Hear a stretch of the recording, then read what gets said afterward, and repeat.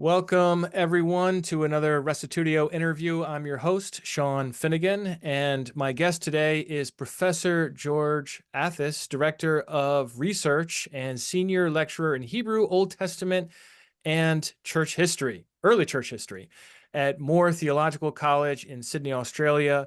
Welcome to Restitutio, Professor. Appreciate your time. Thanks, John. It's good to be here. Thanks for having me. Today we're talking about your book, Bridging the Testaments, and it covers what many refer to as the intertestamental period. Now, Oh, you don't care that for term that hurts. phrase, do you? No, Why don't you start by just explaining why you don't like that phrase? yeah, I certainly don't. I feel almost dirty now that you've said it. But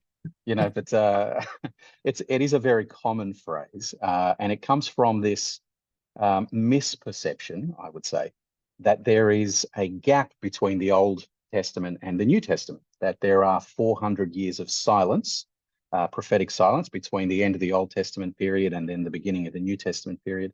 And therefore, the testaments are kind of apart, and there is this intertestamental period where things happened, but we don't consider them biblical or really all that important.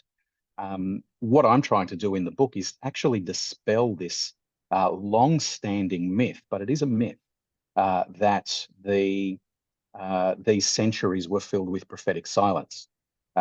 These centuries were anything but silent. God was, in fact, still active.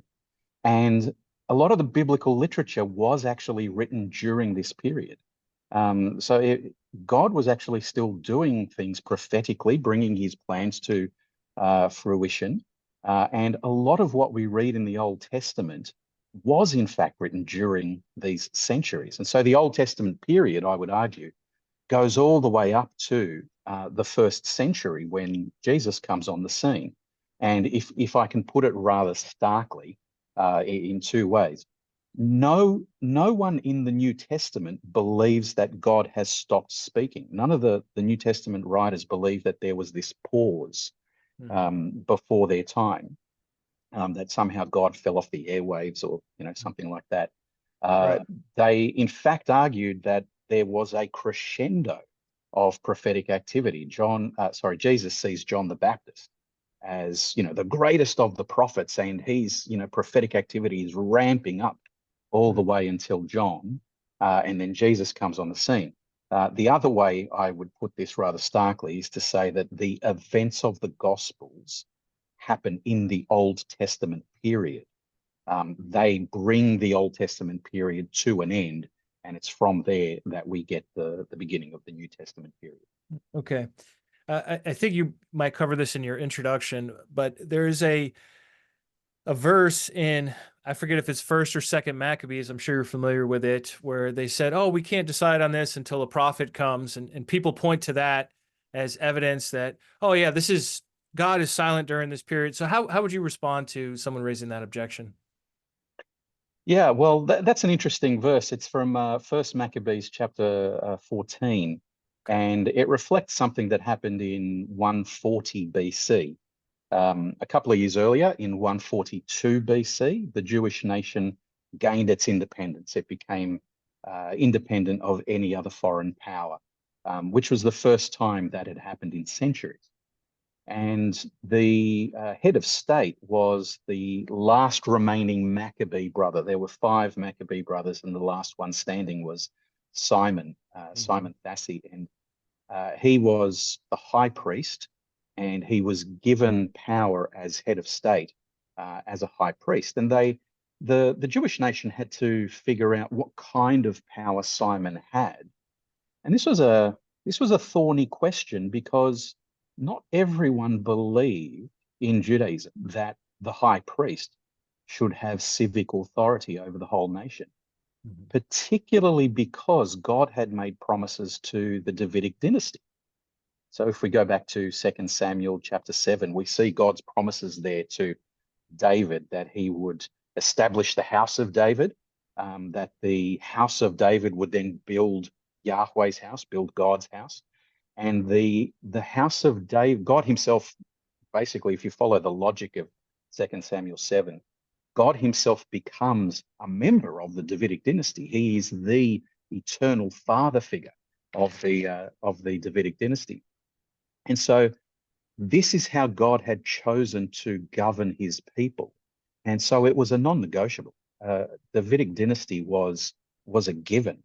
And God had, through the prophets, promised that he would restore the Davidic dynasty, which had fallen Right. when the Babylonians destroyed Judah in 586 BC.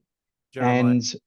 And Jeremiah, Ezekiel, Zechariah, so many of the prophets talk about God's promises to reestablish a Davidic kingdom. The Davidic kingdom is identified as the kingdom of God. We read, for example, in Second Chronicles that when Solomon, the son of David, comes to the throne, he sits on the throne of Yahweh. So the kingdom of David, the kingdom of God are identified as the same thing. And so there are many people in Judaism in 140 BC who believe that God is still going to make good on those promises and that they can't simply be set aside in favor of the situation that had prevailed in 140 BC, which is the high priest had taken civic authority.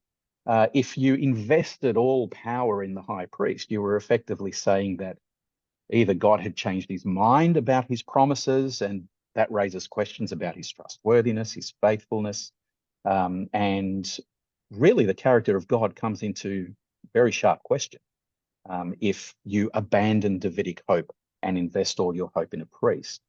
And so Simon, the high priest, was all for his own power and passing it on to his son.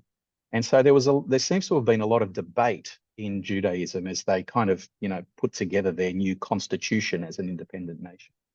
And there were those who were okay with Simon's power as an interim measure, but not as an ongoing in perpetuity measure. So, but Simon didn't want to, give way to this idea of Davidic hope that there was still someone else to come, that God would send more prophets to guide the nation and change their constituency and the way they had configured their governance. And so he started to say, and his supporters started to say, that God wasn't sending any more prophets. He didn't need to, because Simon the high priest had fulfilled all of God's purposes, and you need look no further. There's no Messiah that you need to hope for. Simon is everything that we need. But there were those who were adamant, no, God will make good on his Davidic promises. And so a compromise was reached. And a clause was inserted into the constitutional document, which we read in First Maccabees 14. And the clause says that Simon can rule the Jewish nation in perpetuity and pass power on to his son in perpetuity until a reliable prophet arises. And so in there, we hear that there are people there still believing that God is sending prophets. But of course, by saying reliable prophet, the powers at the time, Simon and his supporters, put a whole question mark over the phenomenon of prophecy and whether God was in fact going to be sending any more prophets. But we do know that God was indeed sending prophets during this time and continuing to guide the nations. Davidic hope did survive. And so by the time we get to the first century and we read in the Gospels what people are hoping for, they are still hoping for a Davidic Messiah. And so that's when John the Baptist comes along, and Jesus effectively identifies John the Baptist as that reliable prophet who would come to guide the nation in a new way. And of course, John the Baptist, when he did arrive on the scene, he pointed to someone else greater than him. That is the son of David, to Jesus, who was a Davidic descendant. Very good. I love how you answered the question by laying out this thick context. And that's really the benefit, I think, of studying history, is that it gives us context so that we can avoid the error of cherry picking and just Exactly. taking, Yes. a sound bite and then running with that in the wrong direction. And I just figured before we get to you cover four main eras in the book. Before we get to those in any kind of depth, of course, our depth will be very limited in this conversation. I was just curious, what got you onto this? I mean, you're an Old Testament guy and Yeah. a church history guy. That's already weird. But now you're also in this Persian, Hellenistic, Hasmonean, and Roman periods. Yeah. What drew you there? Well, Old Testament is my home base in Okay. terms of teaching. So that's where my first love is. I love the Old Testament. Okay. I love the New Testament too. It's one of my favorite testaments as well. Uh, but I teach predominantly Old Testament courses here at Moore Theological College in Sydney, and I teach a course on the book of Zechariah to my fourth year students. So they're in their senior year, the last year of their degree. And the book of Zechariah, the prophet Zechariah himself is in the late 6th century BC. He's part of the pioneering community that has come back from exile in Babylon to Jerusalem to rebuild Mhm. under the leadership of the Davidic descendant Zerubbabel. Mhm. And but arguably, the book of Zechariah isn't just simply about that period. It actually covers a lot of ground over the next 2 centuries, all the way down to about 300 BC. And as I've been teaching this course for decades, and in interacting with my students, I realized that this period, the post-exilic period broadly, was a largely unknown period to my students. They didn't really Right. have Yeah. a very detailed understanding about what happened during these centuries, what were the theological developments that occurred. And so they would always, I'd be talking about things and trying to explain, and they would always ask me, what's the one source that we can go back to? What's the one book that we can consult to find out more about this period and its theological developments? And I'd have to send them to this book and that book, which did little bits and pieces or journal articles here and there. And in the end, I thought, why don't I just write the book? Because I don't think the book itself actually exists. And so I wrote the book, and yeah, as you see, it's Honestly, it's it's a crazy big it book. doesn't it's crazy it didn't already exist, right? I mean, we have how many books about the Old Testament studies, Old Testament theology, Old Testament history, and about the New Testament, probably twice as many. And Yeah, true. what about that period in between? So Well, it that's all comes back to that idea that these centuries were largely silent, and so we don't really need to worry about them very much. yeah, And which is utterly unfortunately, false. I mean, if it your is book completely proves one false. thing, Yeah, it's that it wasn't silent during that period. yeah. And the irony is that it starts off as an anti-messianic idea. God is not going to send any more prophets because we're not going to be waiting for a Messiah. Uh, And so it was anti-prophetic, anti-messianic, yeah, and it was peddled by those who were in power, who were just yeah, simply the protecting their Hasmoneans. own power. But ironically, as anti-messianic as it is, I still hear this idea from pulpits Oh that yeah. God stopped sending prophets, and I don't know why we as Christians keep peddling this anti-messianic idea, which, when you look at the New Testament, no one in the early church thought that way at all. No one. Right. Yeah. Yeah. The culprit could be these chronological Bibles, or read the Bible in a year, and the the student who's reading the Bible, or just the churchgoer, gets to the end of Malachi in the Protestant ordering and flips to Matthew chapter 1, and just blithely assumes, oh well, there's nothing in between. So this is Yeah, kind of that's right. a canonical issue as well. The Roman Catholic canon does have the books of Maccabees, so they kind of avoid The that. Apocrypha. Yeah. Yeah, so that's kind of interesting. Well, let's back up to the Persian period, and Mhm. obviously you can't go into great detail about all the politics of the period, but I guess in a brief way, could you just answer the question? How does learning about this period, the Persian period, how does it help us understand the Bible better? It's a good question, Sean. The Persian period um, helps us to see that after the destruction of God's people, after they had lost their independence, been deported from their homeland, God was still wanting something to do with his covenant nation. He had every right to turn his back on them. There's nothing in the national covenant that obliges God to continue dealing with his people after they have been exiled. Exile is the big punishment under the covenant, and it spells the death of covenantal relationship.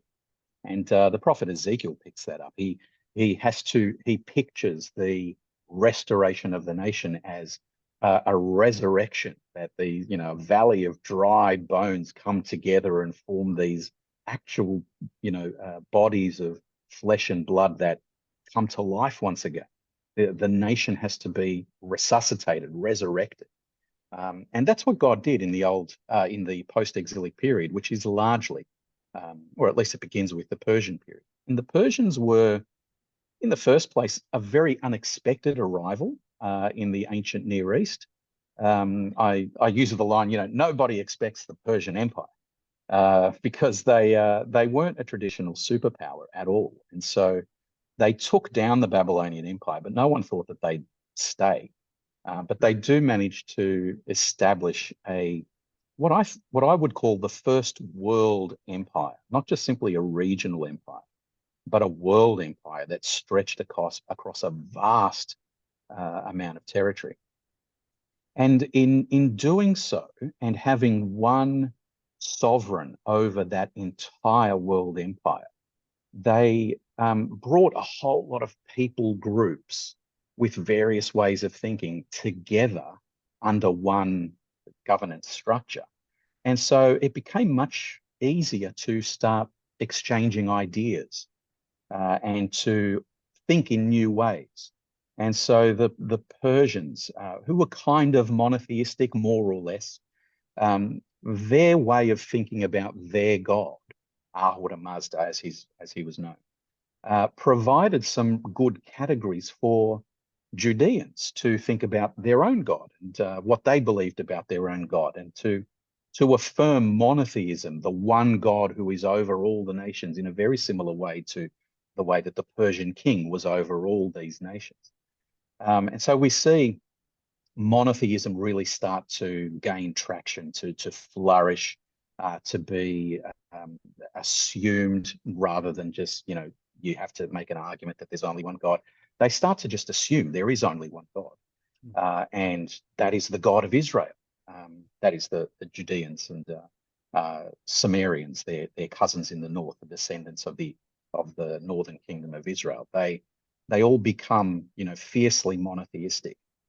And so the other thing that the Persians do is they are, generally speaking, quite well disposed towards the Judeans, because the way the Judeans thought about their God, Yahweh, was very similar to the way that Persians thought about their God, Ahura Mazda.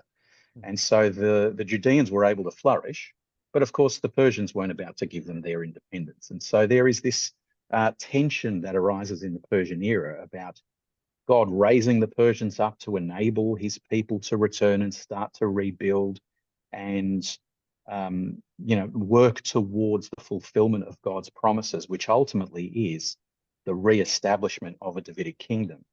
But then the Persians become a problem in that, because a Davidic kingdom by necessity has to be independent. You can't have Persian overlords of a Davidic kingdom. It just doesn't make sense. God himself, being a member of the Davidic dynasty, can't be subservient to a foreign human king. So there's this interesting tension that arises.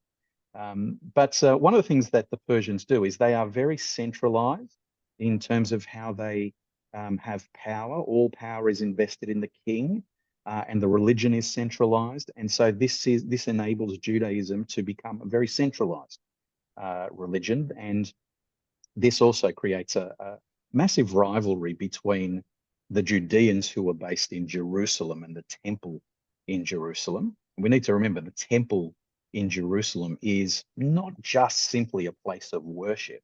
It's also a political monument to the Davidic dynasty, because only the Davidic king can build the temple.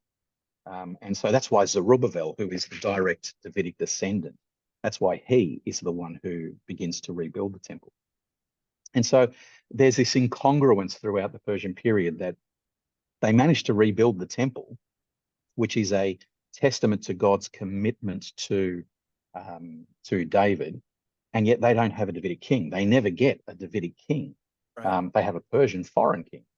But then the other half of the Israelite nation, the Sumerians, the descendants of the northern kingdom of Israel, they build a rival temple to God on at a site called Mount Gerizim in the mountains of Samaria, central Samaria. And so there's this fierce rivalry between the two communities. And while the biblical literature never specifically mentions the temple on Mount Gerizim, it actually, once you know what's going on with the temple in Mount Gerizim, you actually see the biblical authors go out of their way to avoid mentioning the temple on Mount Gerizim. The way I like to put it is they aim to deliberately cast darkness on the temple on Mount Gerizim. They're not in denial that it's there. They just specifically want to cast darkness on it. And so there is this ongoing rivalry between Judeans in the south, Sumerians in the north, about who gets to define what it means to be Israel. And that kind of reaches a critical point in about 350 BC. And I would argue that part of Zechariah and all of the book of Malachi are about this. There is an attempt to reunite the Israelite nation. There was a short period when the Persians lost control of the region of Judah and Samaria, and everyone was declaring their independence. And so there was an attempt to reunify Israel, north and south, Judah and Samaria. And they even had the Edomites in on the deal as well, which is completely anathema to Malachi. But it was going to be a unified Israel under Sumerian leadership, which would deny Jerusalem, deny the Davidic promises, because the Sumerians, they have absolutely no regard for Davidic promises, a Davidic dynasty. They're not waiting for a Davidic Messiah at all. And yet they're the ones who are pushing this unification. Ultimately, it fails, but it shows you that there is this battle for who is going to define Israel. And if you get to define Israel, you get to define its theology and what it says about God. So the Persian period was really quite critical in developing the idea of one Israel under one God, and raising the question, what is God doing about his Davidic promises? Yeah. So knowing the context, the political context, not just of the Persian Empire in general, but how the Persian Empire affected Samaria and Jerusalem in particular, and those who are claiming to worship Yahweh. This is a great key to interpreting some of these Old Testament books that maybe we're reading in an exclusively spiritual sense, and sort of ignoring the historical context, just out of ignorance, probably. But let's move to the Hellenistic period. We do have Alexander the Great and his generals, and the Seleucids and the Ptolemies in particular. How is studying them helpful for understanding the Bible as we read it? Yeah, the Greek. I have a Greek heritage myself, so this is now warming the cockles of my heart to discuss this. So even though the Greeks get rather bad press in the Bible, and for good reason, theologically, but there's a common another misconception that Alexander the Great brings Greek influence to the Middle East, the ancient Near East. But the Greek influence began well before Alexander. I would say he's the one who really completes it rather than begins it, because there were Greeks within the Persian Empire. There were many, many Greek cities and Greek populations who were part of the Persian Empire. And so they were exchanging ideas. And, the Greeks were the ones who were doing philosophy and drama, theatre, and the sport and training of the gymnasium with its education aspect. And so those kinds of ideas and practices that we see from Greek philosophers and Greek leaders, they are already starting to influence the Judeans and Sumerians. And so Persia in the late 300s BC, the mid to late 300s BC, their control over their very vast empire is starting to become very brittle. And before that time, the world had kind of faced Mesopotamia, faced the city of Babylon, which was the biggest city in the Persian Empire and one of its four capitals. And yeah, the world was facing Mesopotamia, but throughout the course of the 4th century BC, the 300s BC, the world started to turn towards the Mediterranean. And that's because in about 400 BC, the Egyptians gained independence from Persia. The Persians always wanted them back and tried many times to conquer them. But the Egyptians became independent in about 400 BC. And by this stage, the great conflict between Persia and Greece had already started, almost a century beforehand. And the Greeks in what's today mainland Greece and the Greek islands, they were, very anti-Persian. And so Right. as soon as the Egyptians become independent, they're, anti-Persian as well. The Greeks show up on the scene and essentially say to the Egyptians, "Hey, let's get together and Let's work form together. this anti-Persian alliance." And so, Yeah. and that basically creates a new center of magnetism between the Aegean world and Egypt, and the world begins to face in that direction, away from Persia, which is becoming weaker and weaker as time goes on. Um, Alexander the Great eventually is the one who kills off the Persian Empire. He conquers the Persian Empire in a very stunning campaign. Within a decade, he's not only destroyed the Persian Empire, but he's conquered even more territories. But of course, he dies very suddenly in 323 BC, and his generals are left to figure out what they're going to do with this empire because Alexander has no heir. His barbarian non-Greek wife is pregnant when he dies, but his generals are not about to allow a half barbarian child to become their ruler. And so the empire that Alexander had conquered within a few decades essentially crumbles into smaller pieces, and his generals, his staffers, come to rule these pieces as independent kingdoms. Two of those kingdoms are really important for understanding Judaism at the time. They are the Ptolemies, who are ruling in Egypt. The most famous Ptolemy is Cleopatra, of What Julius number? Caesar and Mark Antony. Yeah, Cleopatra Cleopatra, the seventh. the The seventh, right? seventh, actually. Yeah, But there were there's many seven of them. Cleopatras, right? Yes, there are. That's Many right. Ptolemies. Yeah, so the Ptolemies are a Greek dynasty that are ruling Egypt. And so Greek culture, Greek thinking, Greek education, ideas, religion, research, they are booming, especially in the city of Alexandria, which Alexander founded. The other kingdom is the Seleucid kingdom, which is pretty much based in Syria. Again, a Greek dynasty that is ruling this territory of Syria, and Judah, or Judea as the Greeks call it, Judea and Samaria are essentially the rope in a tug of war between the Ptolemies and the Seleucids.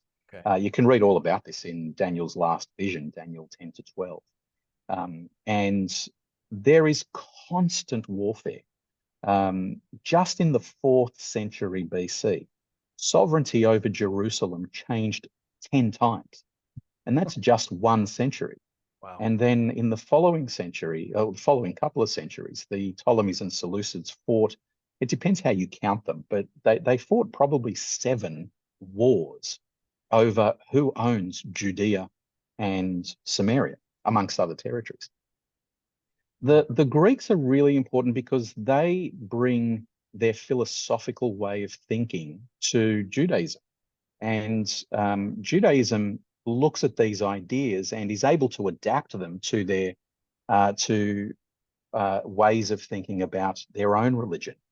And I think the most influential aspect of that was Platonic philosophy. So the philosopher Plato, um, who lived in the 300s BC, his philosophical school of thought was very influential in Judaism, and Judaism adopted his way of thinking.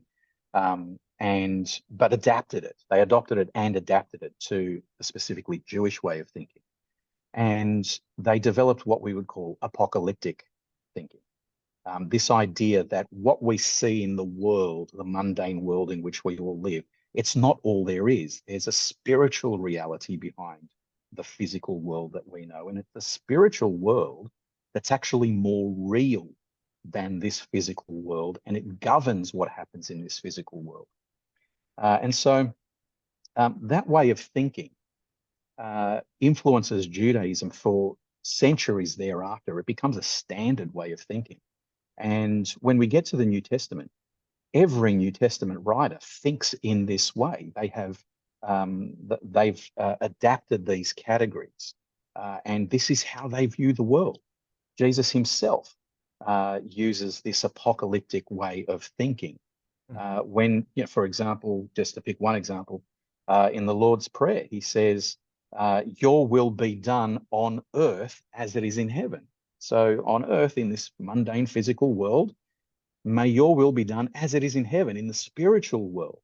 And so that there's an alignment between the spiritual world and the physical world, so that God's will may be achieved.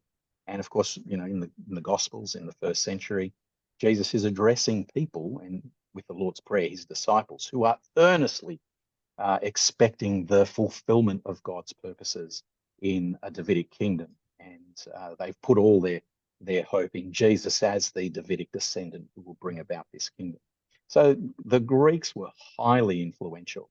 And some of the events that are in this Hellenistic period, as we call it, they're mentioned in the Old Testament.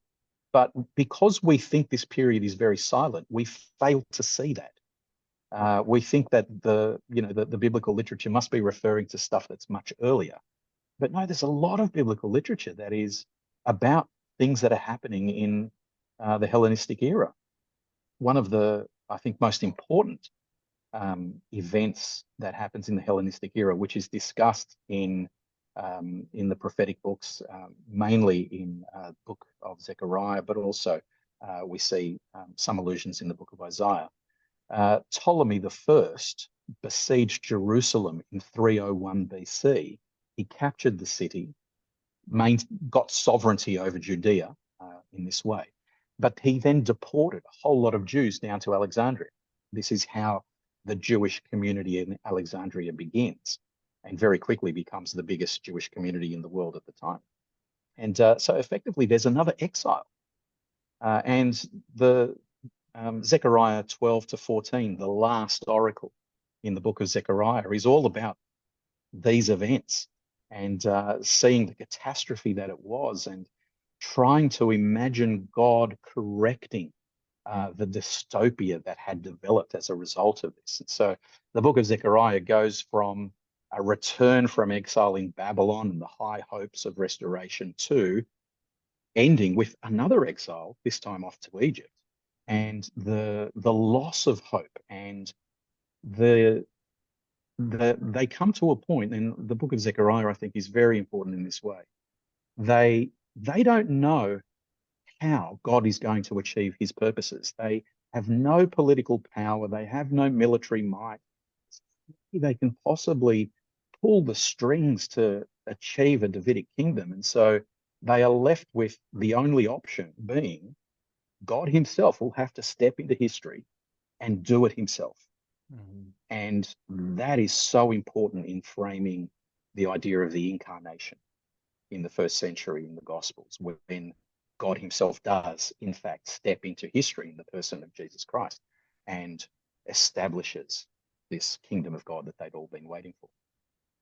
Let's talk about the next period, the Hasmonean period. I think a lot of us are maybe a little more familiar with this because of Hanukkah. Mm-hmm. I live in New York, so there's lots of Hanukkah celebrations. We have lots of Jewish people. Absolutely. But maybe many of the listeners are less familiar. But the Hasmonean period is really fascinating. And why is this period in particular of Judean I don't even want to necessarily say independence, but the struggle for independence, and then depending on how you count it, and then the subsequent um, kingdom. It's not really a kingdom; it's a priestdom, isn't it? How does this It, help us understand yeah, context of the Bible? yeah, it does become a kingdom eventually. Yeah, The with who was Hasmonean, that? John Hyrcanus? Is that the first king? no, it was actually his son, Alexander Jannaeus. well, his No? brother first, Okay. Aristobulus, who I'm just becomes going to king keep of the naming Jews. Hasmoneans until I Yeah, get the yeah, right answer. Aristobulus. He Aristobulus. calls Okay. himself king of the Jews, but All he's right. only on the throne for 11 months, and it's Yeah. eventually his brother Alexander Jannaeus who Yeah. Alexander picks up the Jannaeus. mantle, and he establishes Yeah. Give Judea us as a kingdom. a brief overview. Yeah, yeah, it's a very interesting period because Greek religion is in contrast to the Persians. The Greeks and their religion were very decentralized. The Greeks were never a united people. They were made up of all these various city-states, which were constantly at war with each other. You know, Athens and Sparta are perhaps the most famous of them, but there were so many Greek city-states warring with each other. And religion was decentralized. There was no sense that all Greeks had to worship at one place at one time in one way with one priest. Anyone could be a priest, and you could worship in whatever way was acceptable to the gods. It was very decentralized. And so, as Greek influence came to Judea, the idea of decentralization it's interesting how that idea starts to blend with Judaism, which is highly centralized. It Judaism must have one leader at this particular time. And under the Seleucids, the Greek dynasty that ruled Syria, they initially were very good towards the Jews once they had conquered the area off the Ptolemies. They gave the Jews a lot of latitude. This is 198 BC onwards. And with that latitude, Jews started to ask the question, well, what what is Israel? What does it mean to be, to be a Jew and to be worshiping God in Jerusalem? Who gets to define that? And so there were a lot of different groups that arose. This is the period in which we see the rise of such groups as the Sadducees, who are essentially a priestly group. We see the rise of the Essenes, who eventually are the sect that settle at Qumran, and we have the Dead Sea Scrolls from them, and the Pharisees as well. They are a group that start to become prominent at this particular time. And so there's this tension about who gets to define Judaism. Is it the ultra conservatives like the Pharisees? Is it the mild conservatives, kind of the Essenes, or is it the Sadducees at the time were kind of conservative as well? By the time we get to the New Testament, they're actually very progressive and liberal. But there are also a lot of Hellenizers, as they're called, people who are very willing to embrace Greek ideals in all their vastness. And so, for example, they start to identify their own god Yahweh with the Greek god Zeus. Right. And Syncretism. that has theological implications about, how can the character of Zeus, who, when you read Greek mythology, this god is He there's misbehaves. not a lot there's not a lot that's morally impressive about it. And yet Yahweh is a perfect God, a holy God, full of justice and truth and faithfulness, etc. And so um, there's a lot of theological tension that starts to build at this time. Eventually, we get to one particular Seleucid king, Antiochus IV, and this guy was really nasty. He was a megalomaniac, um, and he had big tickets on himself. He wanted to conquer Egypt and join it to his kingdom and outdo Alexander and take on the Romans and all this kind of stuff. And eventually he intervened. He needs a lot of money to do this. And so he eventually tries to get his hands on the money that's in the temple in Jerusalem. And the liberal Jews are the ones who are at the time in power. the Seleucids really favor them.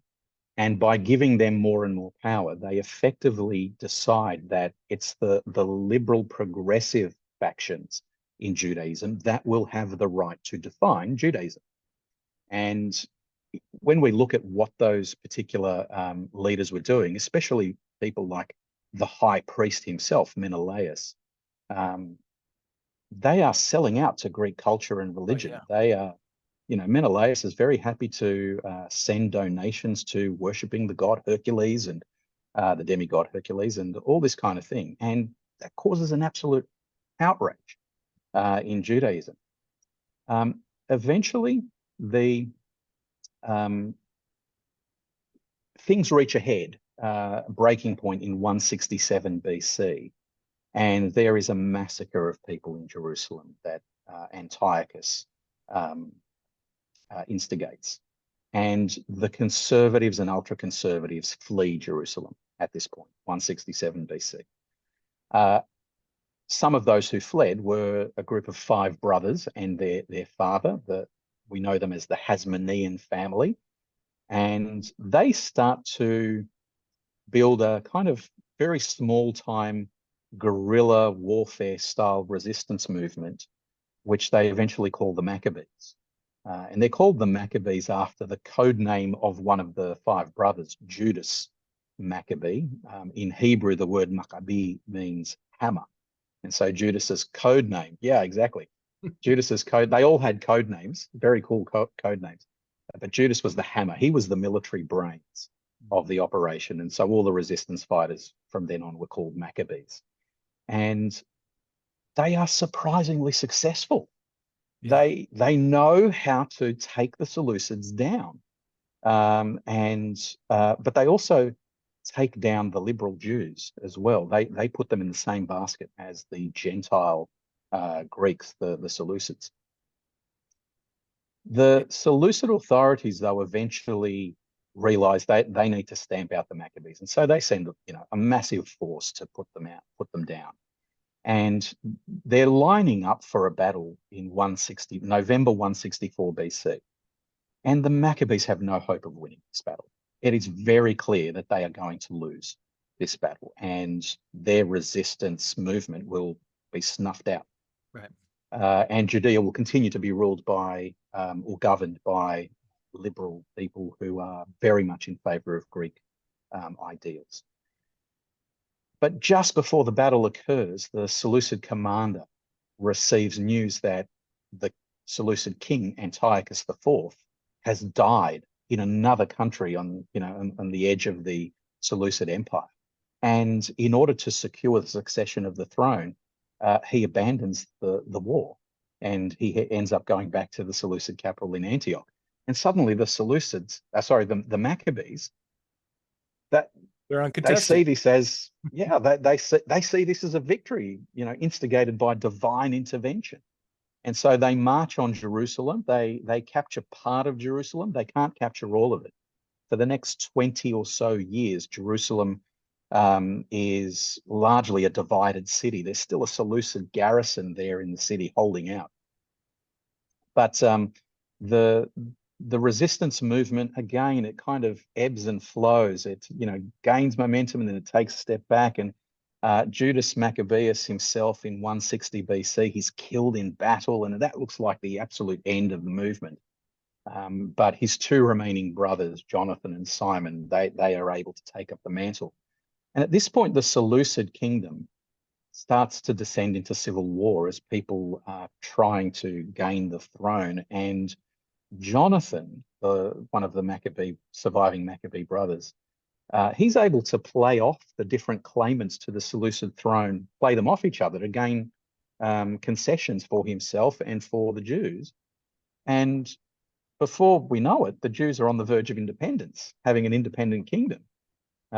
Jonathan is ultimately betrayed by a Seleucid and he's murdered in 143 BC. But the following year, his brother Simon, like the last Maccabee brother, gains independence for the Jewish nation, and he becomes the ruler of the Jewish nation, but not as a king, rather as a high priest. Yeah. And so we're back to, the first question that you asked Yeah.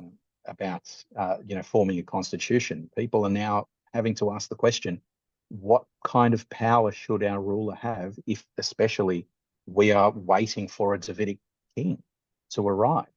And what are our prophets going to tell us? There's no sense that God had stopped speaking.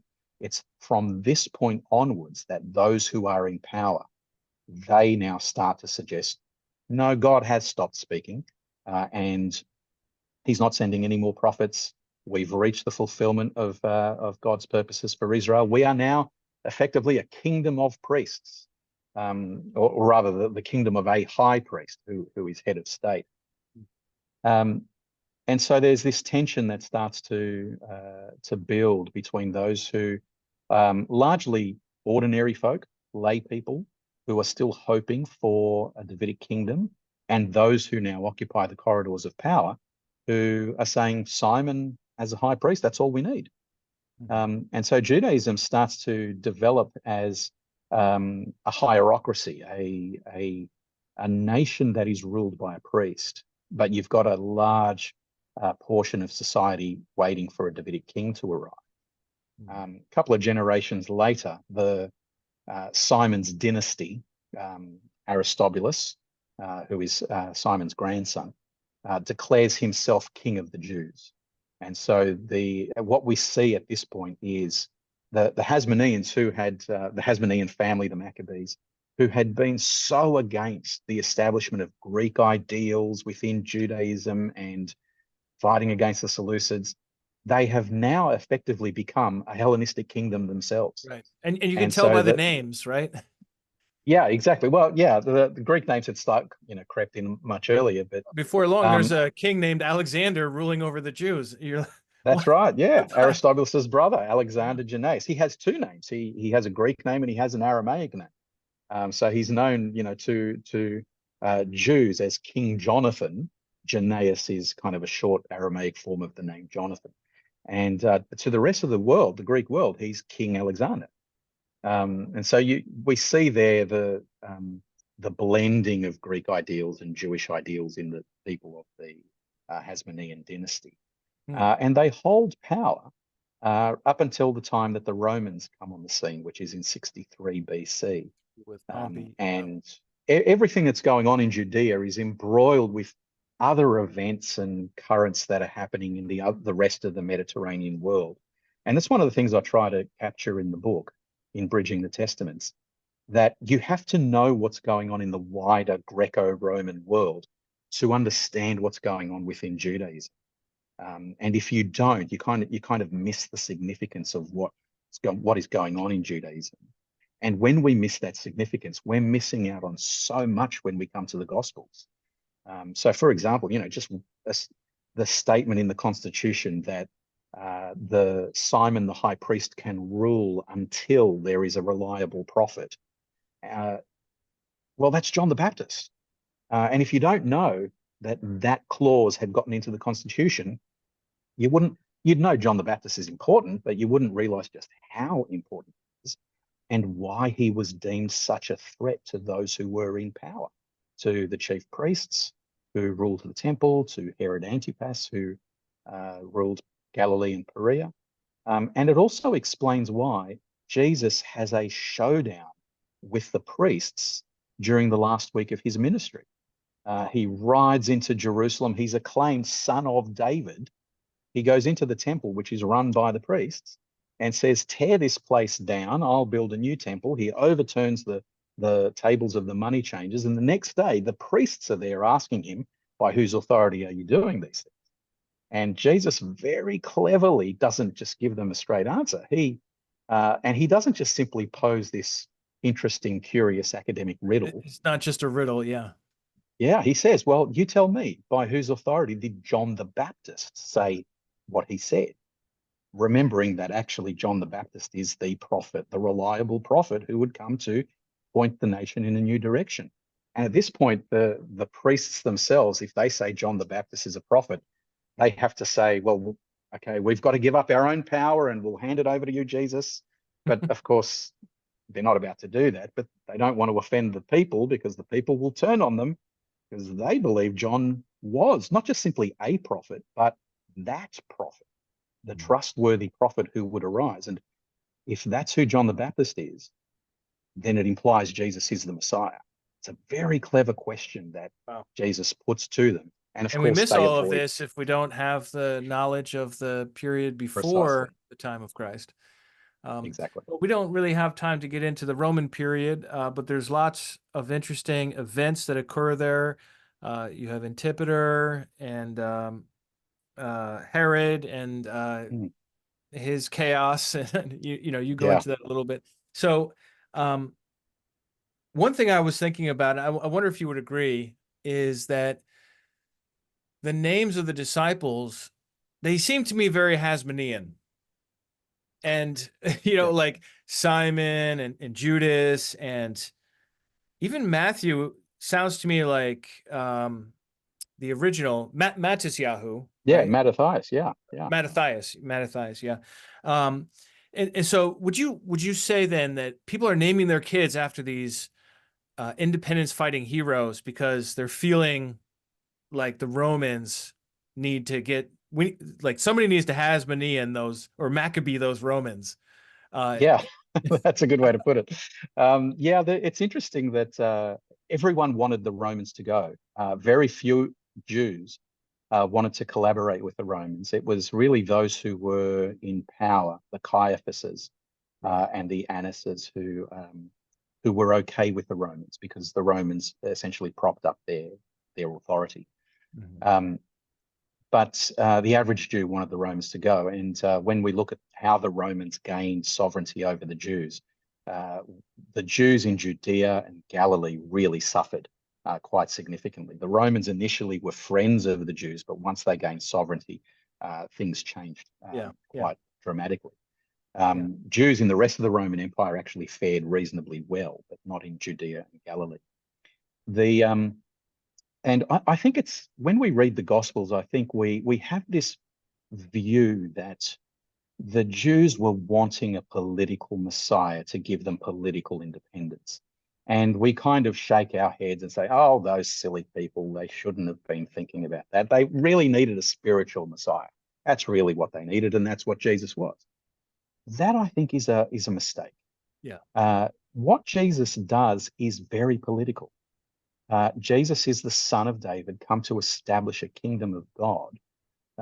And that is not just simply a spiritual entity, it is something that is meant to make a difference in the mundane world. Jesus is not just a spiritual guru who kind of is an impressive life coach. Yeah, spitting He's out the Messiah. one-liner aphorisms. It's Yeah, it's deeper than exactly. that. And, Jesus is inhabiting the world of the Psalms where the king is the one who uh, puts an end to the enemies of his people and the enemies of God. And this is what everyone's hoping for. And Jesus fulfills that role. He just does it in a very surprising way because he doesn't pick up a sword to do it.